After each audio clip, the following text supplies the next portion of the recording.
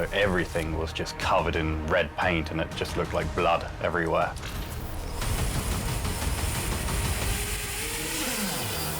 If we destroyed every oil refinery in Russia, the war would end tomorrow. Drones started around about November, December last year. We're just doing Lego for adults, as I like to call it. We've hit a $25 million anti-air system. We're hitting another tank or another artillery piece and saving Ukrainian lives. I'm in love with Ukraine, yeah. It's my country now. I feel Ukrainian. You're watching UATV English. It's Brave Hearts. Anna Nytchenko. Hello and welcome. And today, brave heart and big friend of Ukraine, Richard, volunteer from Great Britain. Hello and welcome. Thank you very much. Richard, you were in Bucha, you were in Kherson region, Donetsk region. You visited lots of cities of Ukraine, which suffered a lot from Russians. What kind of things you've seen you'll never forgot? One of the most memorable moments was walking through Bucha just after its liberation and seeing all of the Russian footprints on the front doors of the Ukrainians there, knowing that meant that their door was kicked in and they were dragged out and either shot or taken somewhere else to be murdered and tortured. And that was, July time when I was first in Ukraine. And down in Kherson, I went and saw a babusia whose home was only destroyed a few hours earlier by a Russian mortar. The roof was destroyed and her husband was buried under the rubble. And he suffocated to death because she wasn't strong enough to dig him out of the rubble.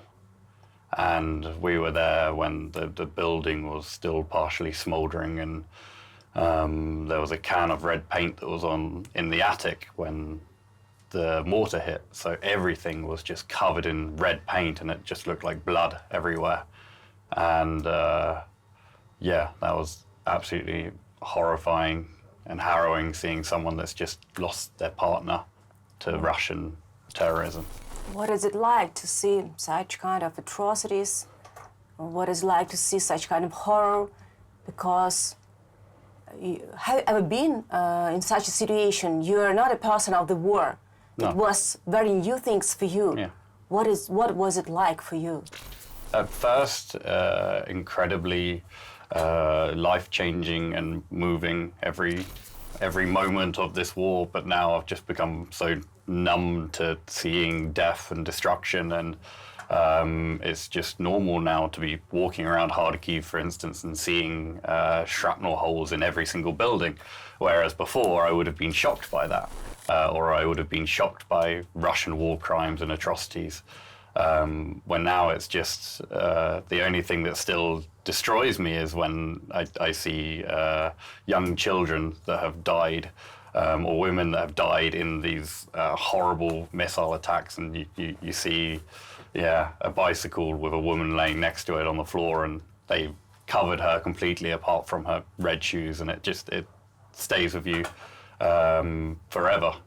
Why you decided to help Ukraine? Because when you decided to do this, you hadn't seen already all these things, all these atrocities. You decided to help before this. I had decided before that I was coming to Ukraine, but seeing the atrocities in Bucha and seeing all of these graves being dug, one of the original reasons as to why I came over, probably naively now, was to actually take over from the guys that were digging the graves in Bucha, because I just saw how tired, and it was just constant grave after grave after grave, and these poor Ukrainians were having to dig these graves of their loved ones and the local people that they knew.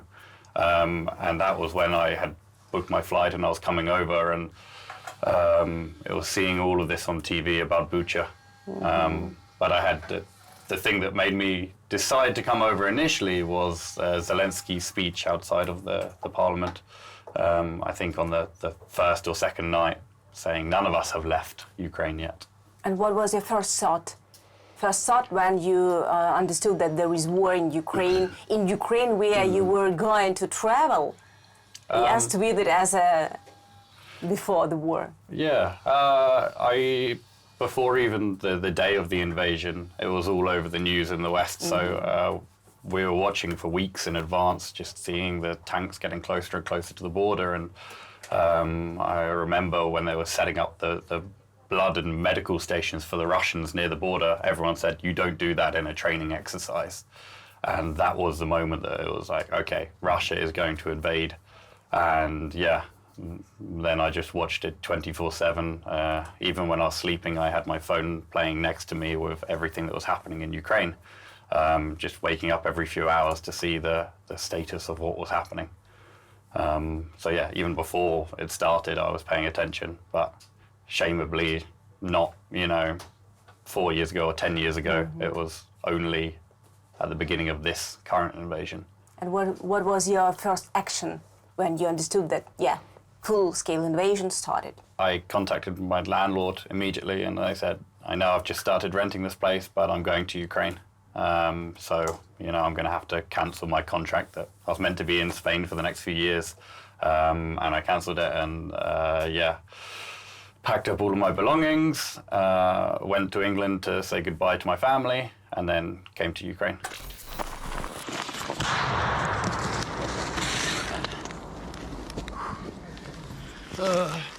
Alex Trench. Давай. Was your mom crying when you were leaving? She said to me, you're not going to Ukraine. And I said, okay, I'm going to Krakow then. Because she was saying this like the day before or a few hours before the flight. And I said, okay, I'll just stay in Krakow. And my mum believes, she doesn't believe I can lie, So she was just like, okay, he's going to Krakow, all will be fine.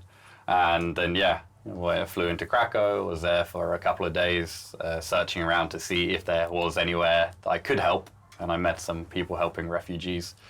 And then realized I was of no use in Krakow, so immediately then headed over to Lviv. And when she realized, she knows, now she knows, so I flew back probably 2 weeks into my very first trip, just for 2 or 3 days, so that I could tell my mum I've actually been in Ukraine. Because I didn't want to tell her over the phone, because, I didn't know how she would react, and And then she said, but I'm glad you're back and you're not going back to Ukraine. And I said, yes, Mum, I'm flying back, tomorrow. And she realized she couldn't stop me and said, okay. And now she fully understands. But you communicate now, she supports you. Yeah. Like even in Kharkiv, when there are missiles falling, just after I would video call my mum and I'd say, look, we're just having lunch in a nice restaurant, so don't worry about it, like, all is fine. Because if I told her the realities of, like, there were just 11 Iskander missiles that fell around us, she would then have a heart attack or worry so much. So it's best to just say, look, here's a beautiful restaurant in Kharkiv and all is fine. Speaking about beautiful life, you mentioned Spain, you had a perfect life, you were enjoying your life. What was it like before the war? Great. Not very fulfilling, but I was on a beach every day. I was playing beach volleyball, drinking beer and eating pizza on the beach. We would order takeaway pizza to the beach. And that was like my everyday. My break from working for so many years was just going to Spain and traveling. And it was... Anyone else would look at it and go, it sounds like the perfect life. Perfect life, I really. would, I would love that. It was really, really nice. But I was completely and 100% living for myself in Spain. And now 101% you're living for this country, for Ukrainians. You're volunteering, and drones is your main aspect of your work. And I think that every drone that you gave to military, I think that one saved life, it's for sure, or maybe much more lives. Tell about your volunteering from the very beginning. What were you doing at the first years of the war and when you started to work with drones? Yeah, so for the first year, it was there was still some military aspects. There was making food rations for the military. And then I was in Irpin and Bucha region, kind of Hostomel, rebuilding homes with an organization called Dobrabat. And then after that, we started going to kind of disaster zones across the front lines. So such as when the Nova Kakhovka, dziękuję. When that dam was blown up, we were instantly in the van with 2 speedboats being pulled behind us to go save like dogs and cats. So it changed from, you know, being a Lviv-based person to now visiting every oblast in Ukraine, finding people in Kherson that needed sustenance, so that didn't have any food because the Russians had destroyed everything around them, every shop, any chance of them working for money. And these people are so poor they couldn't drive 2 towns over to find a shop that hadn't been destroyed. Yeah. And why drones? When and why? Drones started around about November, December last year. We were looking for like the next way to make some kind of impact in the war, and I had lots of foreign volunteers around me that were also looking in ways that they could help. And a wonderful friend called Ernest, my local Ukrainian, he said, let's start building drones. And he brought a pilot from the very front lines, one of the best pilots in the country, who taught us exactly every aspect of building the drones. And we just learned from him, and we moved into this building in December, January time, and we were in the back room building like 1 or 2 little drones at a time, and building and disassembling and rebuilding, because we didn't have the money to be able to like make, you know, 10 drones at that point. And we were still figuring out, okay, is this going to be the right thing? Can we do it? And now you've seen the scale of this place. A lot of drones are being built now. So at this time we hear just making drones, this process now. Yeah.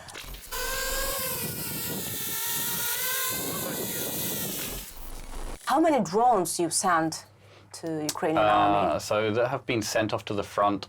I believe it's around about 1650, 1700. But we have, we're coming up to the 2000 benchmark. But yeah, we have like 150, 200 that are going off in the next couple of days with a friend of ours to the front. So yeah, soon to hit 2,000 drones, which is very, very cool. 2,000 saved lives. Yes, I mean, or yeah, maybe more. I mean, if you hit an artillery piece of the Russian Federation, how many lives is that saved? Is that 50 Ukrainians? Is that 100? And that's one thing I'm trying to work out at the moment is how many lives does a drone actually save when you take out a tank or something else? Yeah. But it's all about money. You need lots of money just to make these drones and to send these drones. What is the cost of one drone? Where you get money? Yeah, so what we say on Twitter, which is where I talk about these drones every day, is it's around about $300. So 300 euros for a drone. The 7 inches are slightly less than that, and the 10 inches are slightly more than that. But it's around about the 300 euro figure. Once you take a 7 and a 10 and put them together and divide by 2, you get 300 euros. So yeah, that's just the parts cost. We're not talking about like the soldering or the tape or anything else. It's just the parts cost of the drone itself. Yeah, and not the RPG either. So parts cost for the drone and also the battery on top, which is a very expensive part of the whole drone. Who supports you usually on your Twitter account? What kind of support you see in comments? So initially it was kind of all around the world was the support, and I'm honestly talking about like 30, 40 different countries donating every day towards everything that I've been doing in Ukraine. But now it's heavily a German and American community. We have 2 incredible people, a guy called Sergei Sumleny and Bren.ua. And their German community has been fundraising for most of the drones that you see here for the past, probably 3 or 4 months now. And they would do large fundraisers with me. We would do live streams, and the last one we raised $250,000 in 24 hours. just from speaking on Twitter and on YouTube, which was really, really cool. And that's meant we've managed to build, hundreds and hundreds of drones off of that campaign.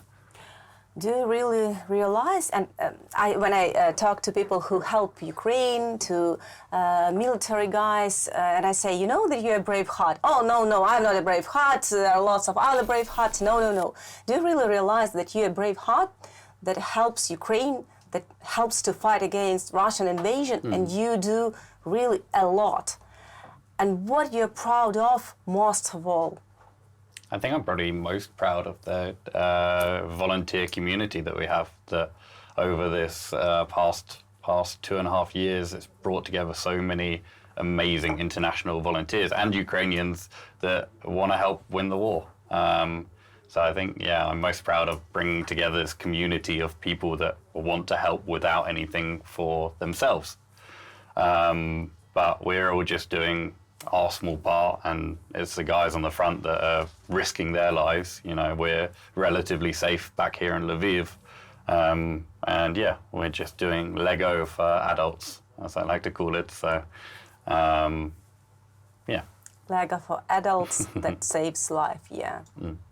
I know that you and me absolutely sure that Ukraine will win. It's just the question when and how. And how you imagine this victory? What is going to be like? I think we have to completely destroy what is the Russian Federation in terms of they can't have any finances or military power to be able to continue this war, because if the war ended tomorrow, they would still have the military and they'd still have enough money to do it all again. So this is what will be the progression of us in the future, is going from the things that are killing the Russians, which doesn't really make much of a difference because they will just throw another Russian towards us in Ukraine, more towards taking out oil refineries, because if we destroyed every oil refinery in Russia, the war would end tomorrow. Because then the taps are turned off and they realize they have no money and no future, because they are the world's petrol station. They're a gas state. So I think that's how the war ends, is financially crippling and militarily defeating Russia. I don't think it's going to come from negotiations or peace settlements. That will just cause pain further down the line for Ukrainians and the rest of Europe. And what about situation now? Speaking about Russian drones, their quality of their drones, etc. They're very good at mass manufacturing, so they're building a lot more than we are in like factory settings, but we're taking a lot more care. So all of ours are made out of carbon fiber, where there's like a really roughly cut aluminium, and their quality assurance isn't as good. So therefore, it means that less of them are hitting the target, but they have more of them. They're going down the route of more is better rather than focusing on a quality product.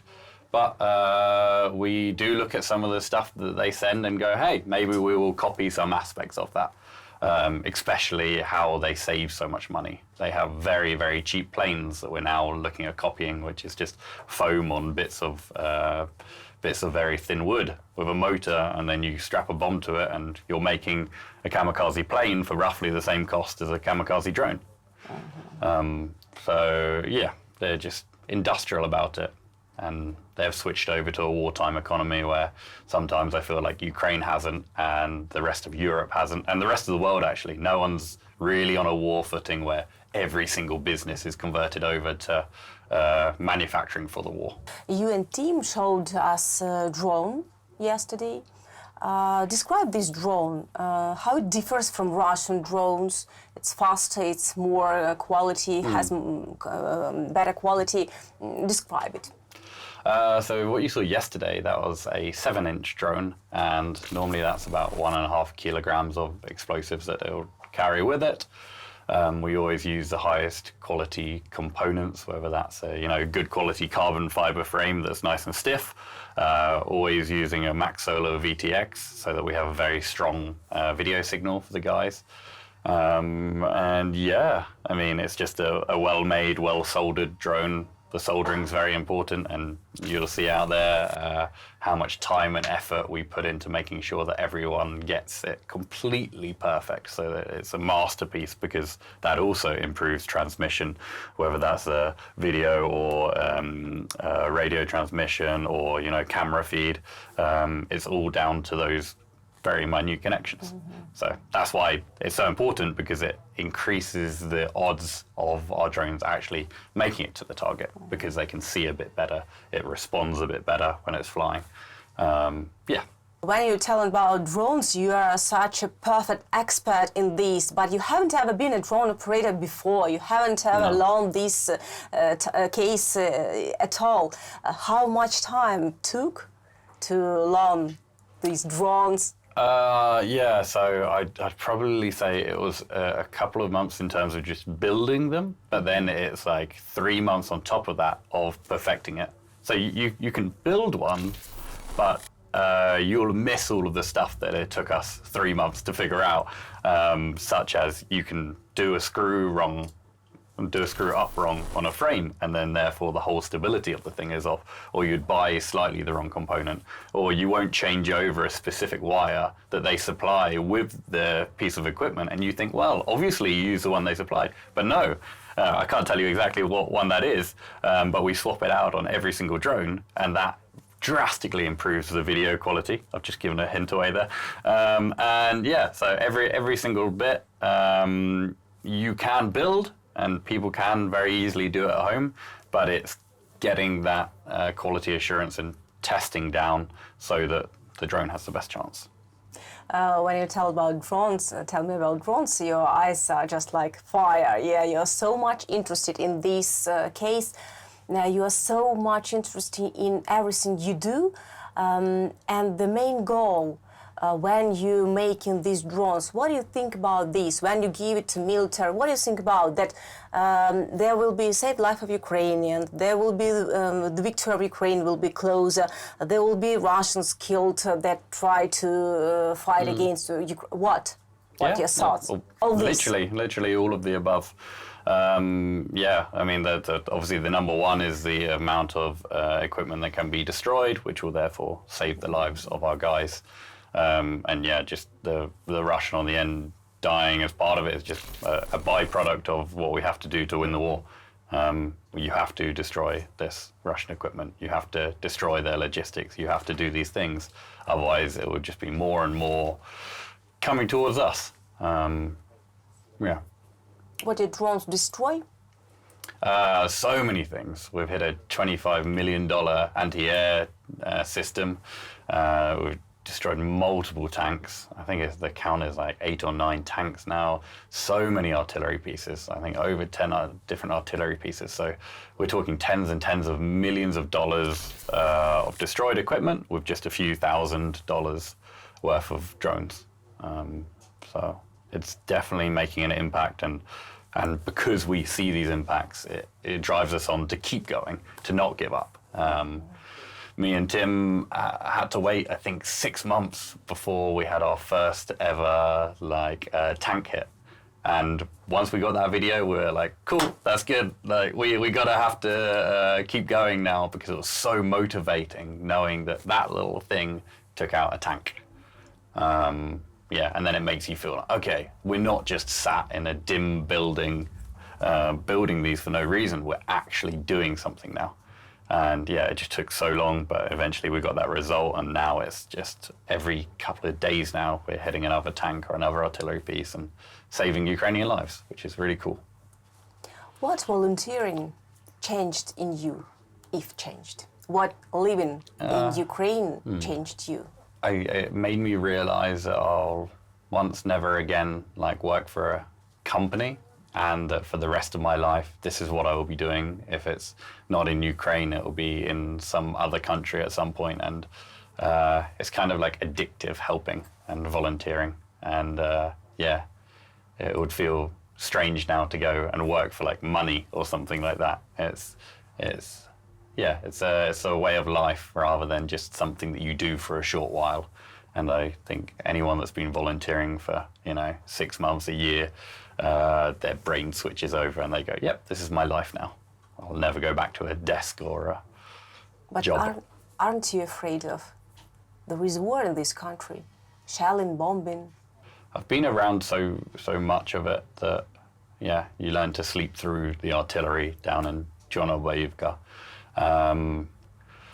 Yeah, I was in Kyiv the other week, and hearing a Patriot system go off, that is bloody scary. So there's definitely still things that are terrifying, and when a rocket hits nearby, it's terrifying. But like the people of Kharkiv, they're so resilient, and even though there are these rockets every day, it just becomes part of being Ukrainian and living in Ukraine. It's normal now, as they say, when some explosion goes off and you tweak a little bit and they go, oh, normal now, it's just a grenade or just an artillery shell, and yeah, and then it carries on.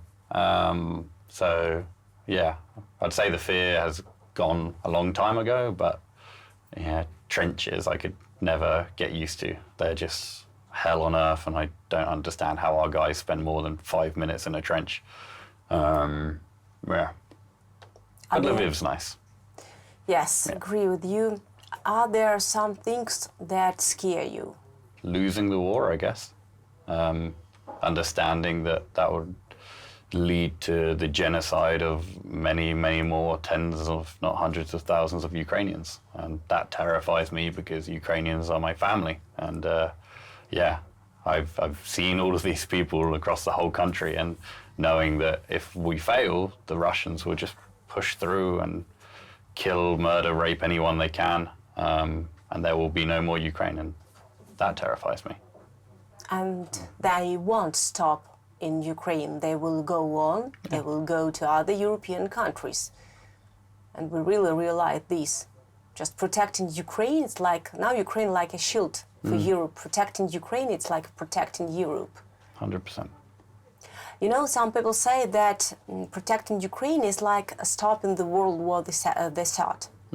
What do you think about this? Yeah, I mean, that is exactly Russia's goals and aims. They want to rebuild an empire, and the way you do that is by conquering what they still believe to be theirs, the old Soviet empire. So yeah, they've made it very clear they would take back all the Baltics and go into Poland, and there's not hiding that. It's every night on their main television channel they talk about the destruction of all of Europe. So if that wasn't true, then it wouldn't be on their number one TV channel station, and yeah. So yeah, I fully believe that Europe will be next, and I think Europe is being very naive to not worry about that aspect. They feel too protected by NATO. Yeah. But why Europe isn't afraid now? It's only because protection of NATO, or because of, I don't know, maybe Russian propaganda. Europe tries to stop Russian propaganda in their countries, but nevertheless, in this or other case, Russian propaganda is present in European countries. Why Europeans are not afraid enough? I think you said it exactly. It's because of this paid Russian propaganda that they'll be pushing to them on social media and every news outlet that Russia's ambitions are only to, have this small slither of like Ukraine, and then they'll stop, and then that will be it. And that's what they're paying, hundreds of millions of dollars to try and get the message across. But Poland and the Baltics know that is not the case. That is why they've all hugely increased their military spending, because they can see what is written, what will happen next. They know they know what the Soviet Empire was before, and they understand that they're not going to stop. I'd like to ask you, just watching in this camera and talking to people in your country. Explaining you're a person who are here from the very beginning of the war, you're a person who protects Ukrainians, who helped to fight against Russian invasion. Explain why to people who still don't maybe realize, don't maybe understand why Europe, Great Britain, why other countries should protect Ukraine. Because they are us. It's stupid, this idea that someone's 1,000 kilometers away from you and therefore their life does not matter. Where do you draw the line? your next door neighbor, the next town over, what will you allow to be destroyed before you stand up and say no more? And Ukraine is our neighbor, and they're more like us than probably any other nation out there. So yeah, you need to come here, you need to meet these people and realize why they should not die, because we can't be bothered to pay a little bit more on our gas prices. Can I say that you are in love in Ukraine? I'm in love with Ukraine, yeah. It's my country now. I feel Ukrainian. How it's correct to say you're British, Ukrainian, British? How you feel now? I don't know. I think I'm just Ukrainian at this point. But yeah, I don't even know when I'll next go to England or Britain. But yeah, I'd stand up for the UK too. But yeah, I feel like I've converted now to being Ukrainian. Just need to learn the language next. I think you know Ukrainian perfect, because якщо я буду щось питати вас зараз українською, я думаю... Так, дуже розумію. Все. А це, можливо, розуміння, можливо, воно ще приходить з коханням. Коханням. Кохання. Love, right? Кохання, there we are. I know a bit. About love, yeah? About love. No, not much about love. Love for country, you know, but... Yeah.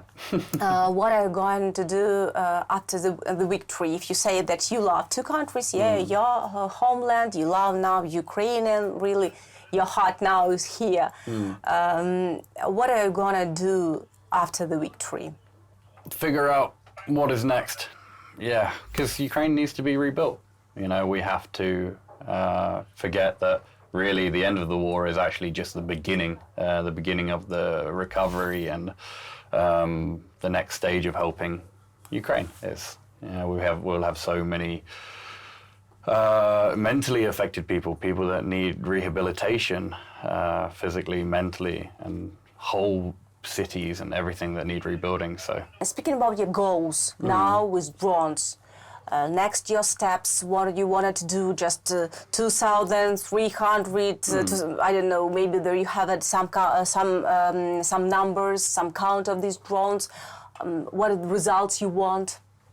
To make more of an impact in the war.